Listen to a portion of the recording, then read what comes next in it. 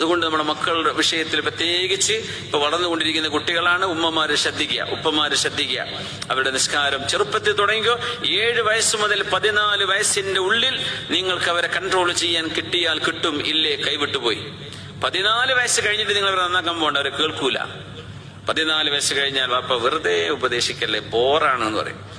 ഉമ്മ നിങ്ങളൊന്ന് നിർത്തോ, please stop nagging after me, എനിക്കൊന്ന് റിലാക്സ് ആവണം എന്ന് ഇതെന്നെ കേൾക്കുന്നു. ഇങ്ങനെ മക്കൾ പച്ചയിൽ പറയും.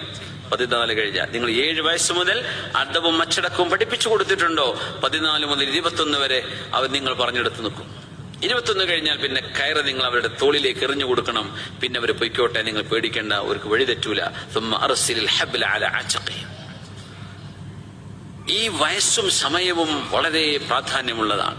സമയം കഴിഞ്ഞിട്ട് റെയിൽവേ സ്റ്റേഷനിൽ വന്നിട്ട് കാര്യമുണ്ടോ? ട്രെയിനിൽ പോയിട്ട് കാര്യമില്ല. അടുത്ത വണ്ടി ഉണ്ട്, 4 മണിക്കൂർ കഴിഞ്ഞിട്ട് എന്ന് പറയുന്ന ഇരിക്കന്നെ, അപ്പോൾ അവിടെ കൊതുക് അടിച്ചിരിക്കേണ്ടി വരും.